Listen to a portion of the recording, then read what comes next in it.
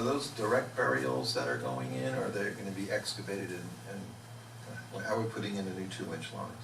The 2-inch lines would be direct burial, Okay. at least in the, well, essentially in most of the areas. You can't get access. With the alleys, and in where we can't get access, they'll actually be moved to the front of the property in the roads. So you're going to practice a little bit, not practice, but I guess do some and We're just see. trying to confirm that, How particularly it in the works. alleyways, that we find any issues that we might run into on a small scale before putting out large engineering contracts and construction contracts. So hopefully we will learn from that small project and be able to short circuit any problems that we face. And I know we have a very conservation-oriented community, so number 2 out of 32 cities is a pretty good rating.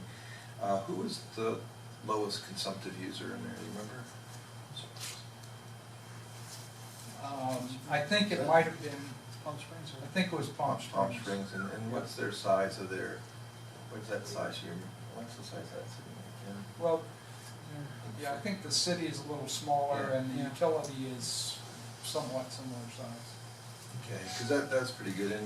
And our RO capacity has at least another half size for extra trains to go in for.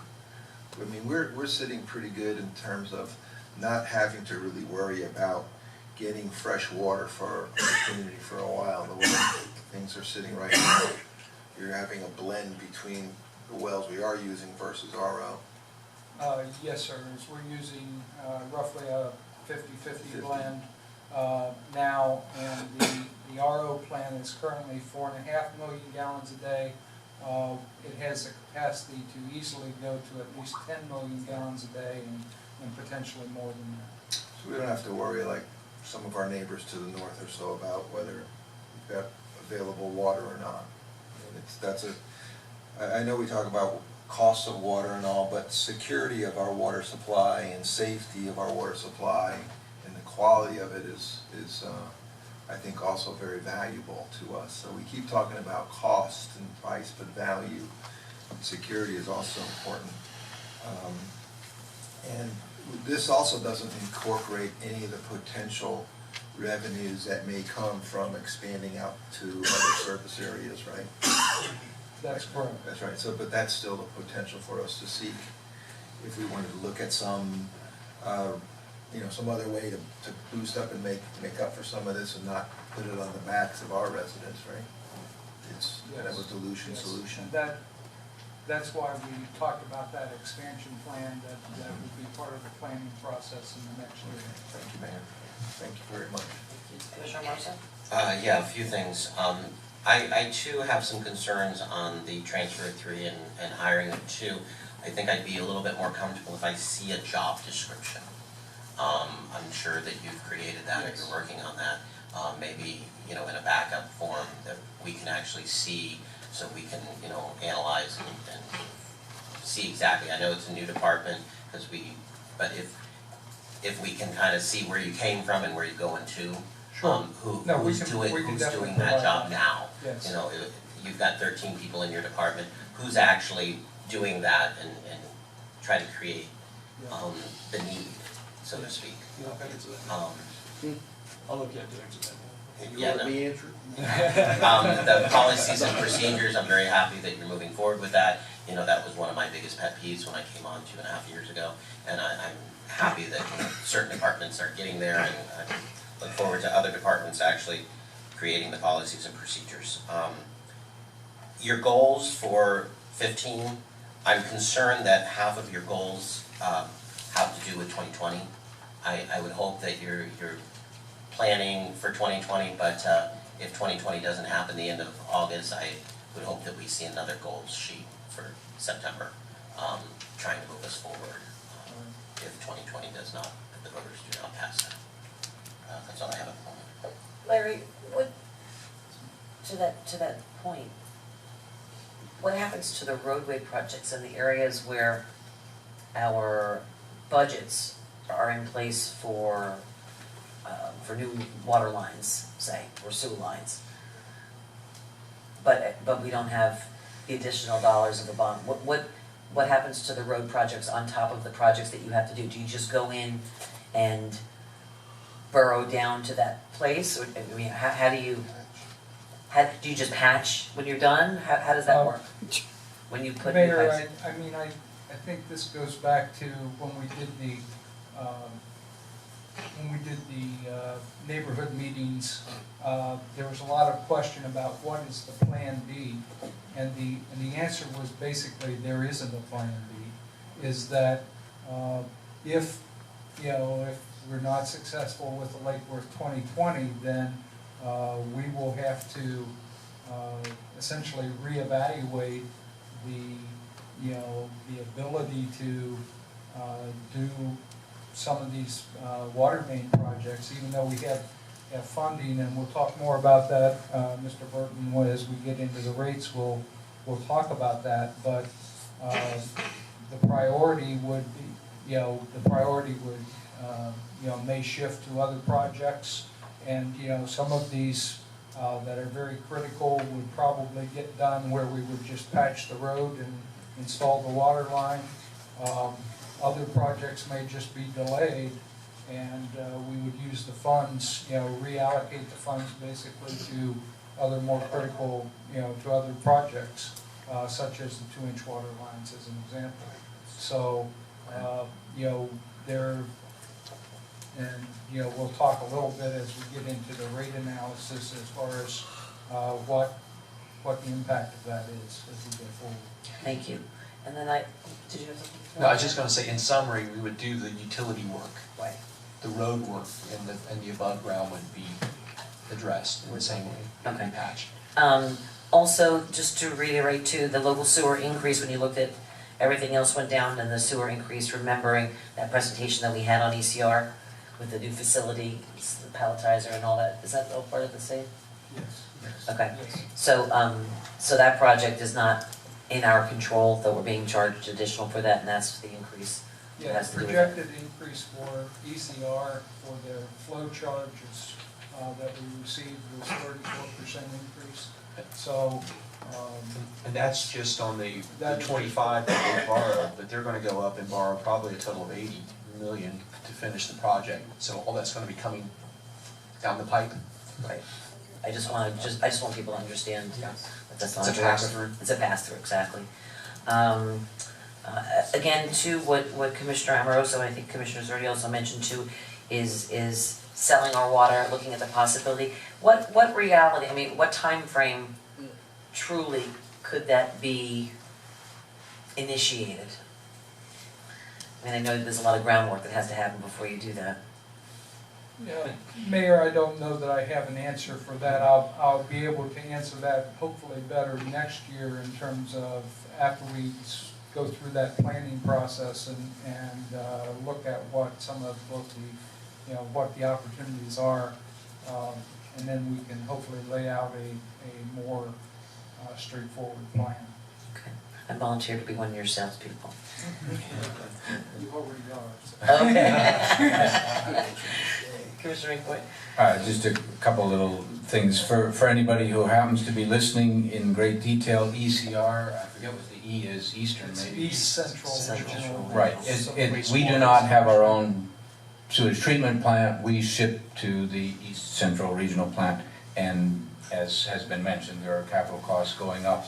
Those will be coming back to us, and they just are what they are. We have to deal with them. And they turn the waste into pellets. Exactly.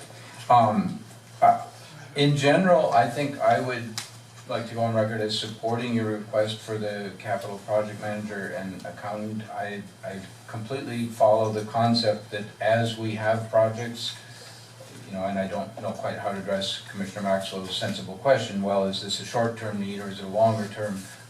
I hear the city manager on, you're always gonna have some outside contracts for operation, well, not operation, but maintenance thing. Definitely having somebody whose job it is to ride herd on it and look out for our interests, I'm very sympathetic to that approach. I would like to concur and be very positive about Commissioner Zerdy's comments on that it looks like we're very much paying attention to sea level rise and thinking about that and how it affects our shallow wells and our water planning. I'm very appreciative of that, and even more appreciative perhaps of the comment on that we're looking at ways of doing on-site recharge. Anything that we can do, as Commissioner Zerdy says, is right on the money. Anything that we put water that doesn't go into our stormwater and out to the intercoastal, but goes into the ground, whether it's on people's lots, through swales, through bioswales out the Park of Concord, whatever it is, anything goes down into the ground helps out with that problem of saltwater intrusion. So, you know, it's very much in our interest, plus it reduces some of our other problems. So, yes, by all means, thank you, Commissioner Zerdy. My only question on, we do a mix right now of about 50-50 of lime softened shallow well water and Floridan aquifer deep water through the RO plant. It's about 50-50 our water that we're drinking. What are the costs per gallon roughly, not in relative costs, between the RO and the lime softening? At one point I asked, and I should know the answer, but it was quite a noticeable difference because of the power usage to run the RO plant. Yes, the RO plant is significantly more expensive to operate on a daily basis because of the electric cost. And so, you know, there is that, you know, that operational difference, and that's why we like to maintain at least a blend of water over time, because that helps us from a cost standpoint. Yeah. And I completely agree with Commissioner Zerdy's comment that it is pretty remarkable that we have, regardless of the cost is whatever it takes to make it work, but that we have the ability here to have two different sources of water, and, you know, they're not infinite, but they're substantial, and that is a cool thing that we have that. So. Vice Mayor? One quick question. We talked about the capacity, current capacity of 4.5 million gallons per day. Are we achieving that? Are we close to that? Where are we? Are we actually pumping out 4.5 million gallons a day? Probably a little less. Commissioner, we operate at around between 1.5 and 3 million gallons a day of the RO plant. The capacity is there as far as the 4.5 million, but we don't operate all three trains at the same time. So the capacity is there, but from an operating standpoint, we try to operate either one or two trains concurrently. Follow-up? Just real very quickly. So I know when the RO plant was constructed, there was a lot of discussion of how long would it be potentially before we'd have to add capacity. And it looks like we're still way down the road as far as having to add capacity. Does that sound about right? That'd be a fair statement? Yes, at this point, you know, we have significant capacity, you know, available, you know, to Okay, thank you. Thank you, okay. Let's move on. We have a number of presentations today, and we've got staff here waiting, whatnot, so if you guys can keep it succinct, short and sweet, and also make sure that your questions, if you could, fellow commissioners, apply to the budgetary process. I don't want us to get off talking about different things in each department just because we have them all smiley-faced here in our meeting room. But let's keep it to the budget so that we give them an opportunity to get in and get out and go back to their families, if we could, please. Good evening, Mayor, Commissioner, Douglas Woodger, Finance Director. Before I get into the numbers, I'd like to introduce two employees who spend their life working with the budget, which is Barbara Heller, who's in the back, and Clyde Johnson over here will be operating the computer for them. They spend an inordinate amount of time doing this. And in response to the Commissioner Amoroso's question about who's doing the work in my office, we're not. That's why we need the position.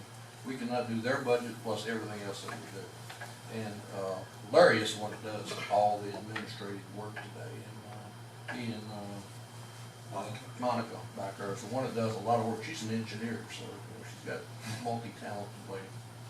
But anyhow, what I want to do is just keep this up at the high level. And what I want to do is look at the 2013-14 budget to show you that for this budget, we were using $5.4 million to balance the budget coming into this year. That's that number right there. Okay, the forecast of this year, which is this number, that 5.4 is based on our forecasts, we only need $4.1 million to balance the budget. Okay? Now, going into the budget request for next year, please remember this has no adjustments to the revenue based on any kind of rate adjustment. We're using 14 number. And the big one, you can see it 14.2. Current year budget's 14.2, so there is no change. Excuse me, that, Where are you? What page? we don't have that information in front of us. Can you give us a moment or give us direction on In where your to book find should be, it? might be labeled page 355. 355 is about midway. In the large book? Yes, in the large book. It's going to be towards back. 355.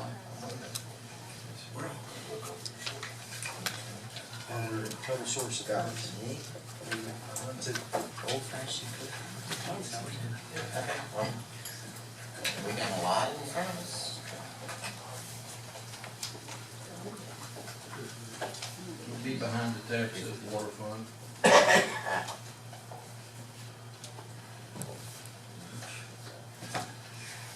It's behind the non-departmental side again. Thank It says worth it. you. Gotcha. One of the problems is we have all the tabs in our books, but we don't have all the information yet. Greg, it will be coming. So you're in the middle, I'm in the middle of the book. Next to an empty tab. yes. Okay, going forward, as I said, next year, we're looking like we're gonna be needing another $3.4 million. One of the things I do wanna point out is that in the forecast of this year, Clyde, could you roll it down, please? Okay, we're using one-time amounts, $3.9 million for capital projects this year and another $2.3 million next year, which are basically non-recurring. It'll be a one-time transfer over, move the cash, then those numbers go away. What the trend is, could you roll it down just a little bit, thank you, there you go. As you can see, way back in 2012-13, we had 18 million. The adjusted budget, we're down to 13 million. The projection, we went back up to 14, and next year, we're back down to $9 million of net available, what we call net assets, okay? Now, what I'm talking about is one thing, what the rate balance analysis is going to show you is a pure cash flow, cash in, cash out, for whatever it may be.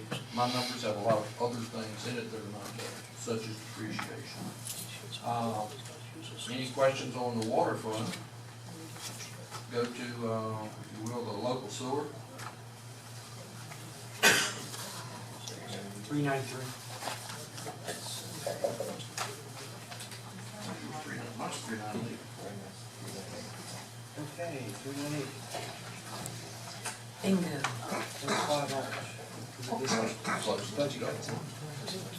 Again, the adjusted budget coming in as it is now, we're using $2.1 million. The forecast is saying we have made adjustments coming into the year and through the year, that our estimate going into the year is only 2.2, almost $2.3 million. Now, the budget request for next year, it goes back up to $3,136,975 to balance the budget. And I do not have the same debt service, or excuse me, not debt service, but capital projects, could you roll it down a little bit more? And so, this fund, which is the local sewer, as you can see, we're down to 8.5 coming into this year. The forecast is 8.4, down a little bit, and next year it jumps back up to $10.4 million. It's again, it's with revenues unadjusted at this point in time. So that's where we are on this one. You roll it down just a little bit more, and you can see some of the components is that we've got 9.8, there's a $3,000,001, which is our reserve, then we've got this thing called depreciation that does not require cash. And when Mike is doing his things, depreciation will not come into effect because it does not require cash. That's one of the items, is an example. And the last will be regional. Which one?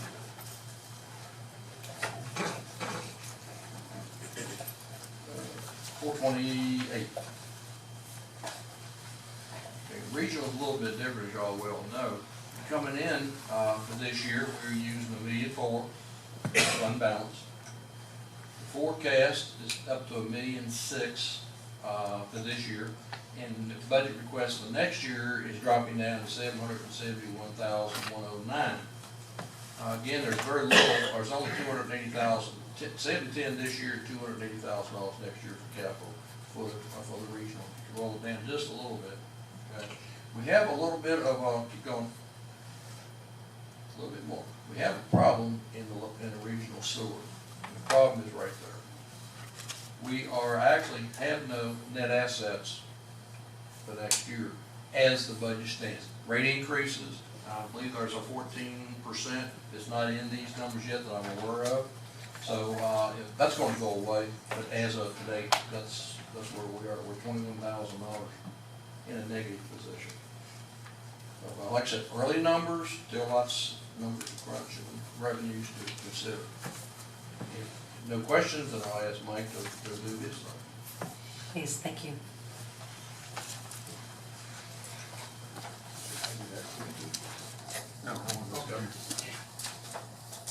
Mayor, Commissioners, good evening. It's a pleasure to be here again. Always a pleasure to come back to order.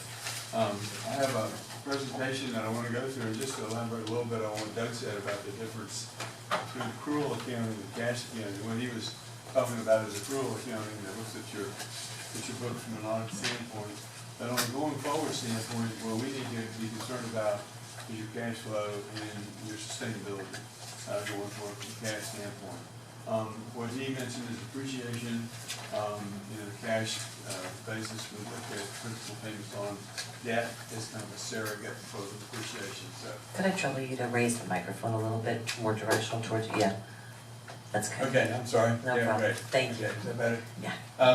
But if I may, I'll just go on into the presentation and give you a little assessment of what we believe your choices and consequences are as you're moving forward. First, what we went through, what we did in this analysis, for each year in the planning period, what the model that we use does is conceptually represented here.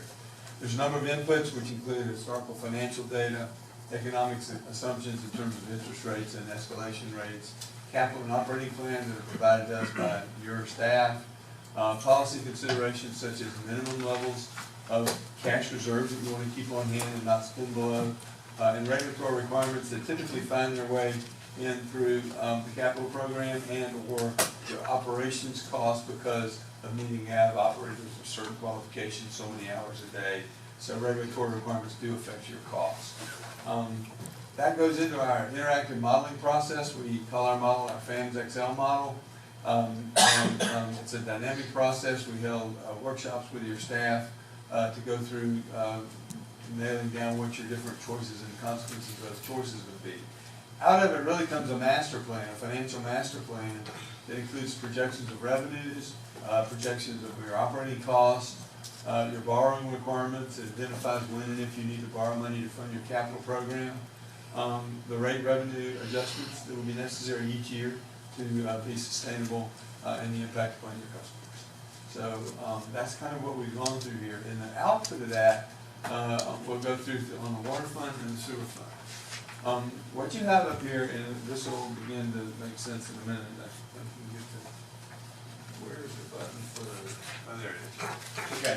The green bars that you see here in the green panels represent the water fund looking forward with no Lake Worth 2020 or no 2-inch water main as the two variables that are either in or out of the analysis.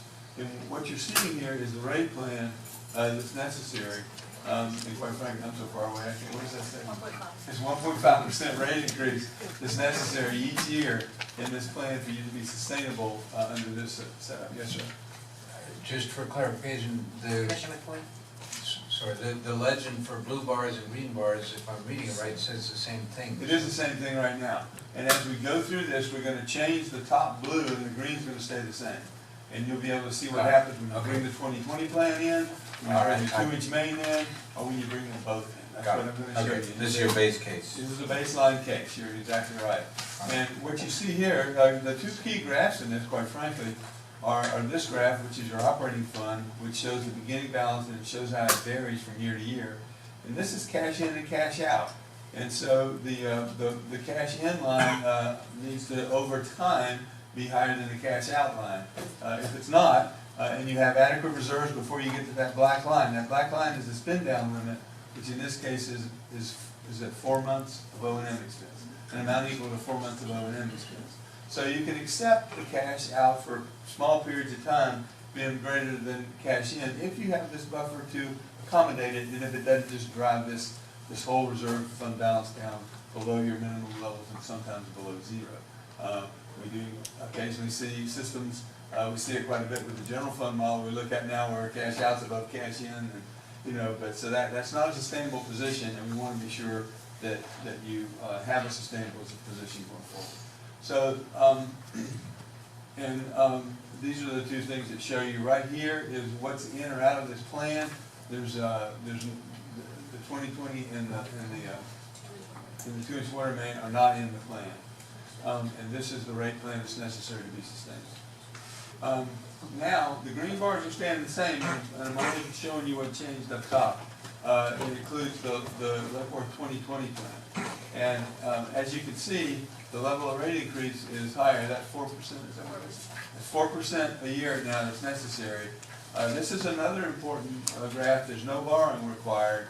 But you would spin your reserve levels down, and you can see we had to lower the minimum requirement to avoid borrowing to 2.5 months of O&M for those 3 years, and then it comes back up and is okay. So one of the choices you would make is are we comfortable with having that reserve level go down to that level? And you have two choices if you're not. One is you can have a higher level of rate increases to preserve that cash and not need to use it as a budget solver, if you will, or you can accept some borrowing instead of spending cash for it. So those would be the two things you could do to solve it. But going forward, this is a sustainable plan because once you get past this little issue right here, your cash in exceeds your cash out in all years, and you start building reserves back again. So it is a healthy plan, and you could add into the future with those levels of rate increases. The next thing I want to show you. Oh, I'm sorry, I keep forgetting to bring those in. I'm sorry, I'm trying to remember to do that next time. And that also highlights the fact that you did have to adjust the reserves in those few years to make that to happen, to go below your 4-month policy. In this case, this includes only the 2-inch water main. We took the 2020 plan out now, put the water main plan in. And this is the rate plan that would be appropriate there, and that's 3%, is that right? So 3% increases each year would work on this plan, and you don't have the reserve issues you had before, and you have a sustainable plan going forward. So this would be what you would need to do for the 2-inch water main alone. Next thing I want to bring in is the 2-inch water main and the 2020 plan, and that's what we have right here. As you can see, both of those have a Y value, so they're both included in the plan. And the rates that we need then, it's 5% out until 2022, and then you could drop it down to 2%, if I'm not mistaken. 2021? Is it 2021? Oh, no, 2020, sorry. 2022. That you could drop it to 2%. And this would require a borrowing of $14 million to fund the 2-inch water. Yes, 2-inch water main. To fund that. And if you were, and the debt service on that borrowing is factored into the cash flow on this. And you can see now that the capital spending is greater because those blue bars are a lot greater than the green bars were. And the reserve balances get drawn down to your